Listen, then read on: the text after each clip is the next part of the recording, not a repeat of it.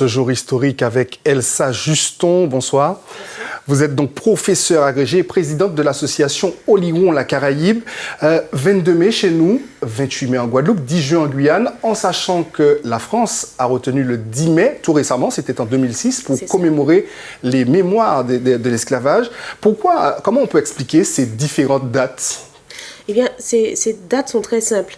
Le 27 avril, c'est la date officielle de l'abolition de l'esclavage. Le décret est publié, mais l'abolition est censée avoir lieu et être effective le 10 juin. Pourquoi? Pour permettre la fin de la récolte de la canne. Et donc, par conséquent, dans le cas de la Martinique, le 22 mai, on célèbre ici la révolte des esclaves qui arrache en fait l'abolition, qui l'anticipe.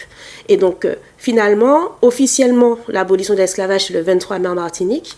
Et en Guadeloupe, on décide de déclarer cette abolition le 27 avril pour éviter les débordements. 28 avril à Saint-Martin. Et au final, en Guyane, c'est bien le 10 juin, la date qui était initialement prévue, qui sera la date de l'abolition de l'esclavage. Et pourquoi aujourd'hui, en tout cas en 2006, la France a choisi le 10 mai?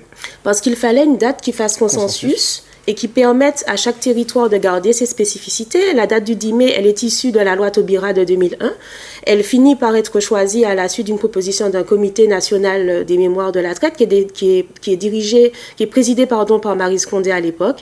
Et donc la date du 10 mai est choisie pour être une autre date qui ne puisse pas faire de l'ombre aux dates qui existaient déjà. On l'a vu, les Martiniquais s'approprient cette date du 22 mai. Quelle peut être la portée historique de tous ces rendez-vous pour notre histoire, l'histoire que nous allons léguer à nos enfants? J'ai envie de dire que tous ces rendez-vous nous montrent un progrès, une appropriation de cette date par les Martiniquais, une date qui ne va pas de soi. Comme l'a dit Myriam Cotias dans votre sujet, il y a une trentaine d'années, on célébrait le 27 avril, on célébrait le 22 juillet, la date de naissance de Victor Schœlcher, et pas forcément le 22 mai.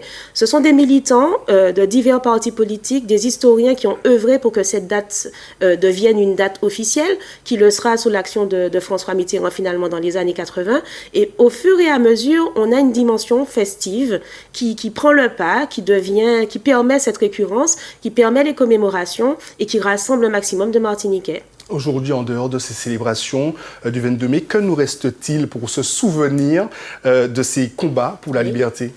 J'ai envie de dire qu'il nous reste avant tout quelques places qui portent ce nom, la place du 22 mai à Trinelle ou la place de la commémoration Morne-Rouge du 22 mai 1848. Maintenant, on peut déplorer qu'il manque réellement un vrai lieu de mémoire dédié à l'esclavage, aux mémoires de l'esclavage et à la traite négrière en Martinique. Si on parle d'un lieu complètement privé, la Savane des Esclaves, c'est insuffisant?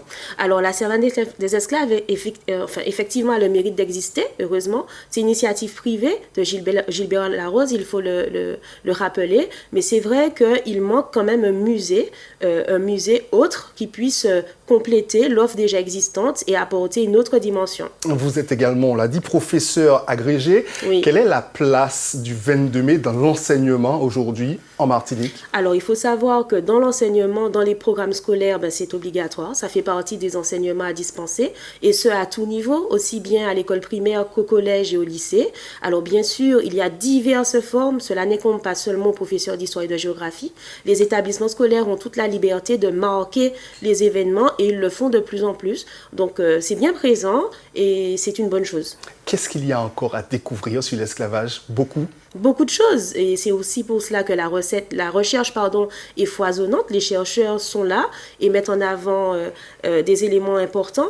Il y a plein de travaux qui sont publiés, il y a tout à faire, et on ne peut qu'encourager les jeunes à prendre la relève et à s'intégrer et à venir compléter cette recherche. Merci beaucoup Elsa Juston d'être venue jusqu'à nous pour nous parler des faits historiques sur l'abolition de l'esclavage et autour de ce 22 mai. Merci.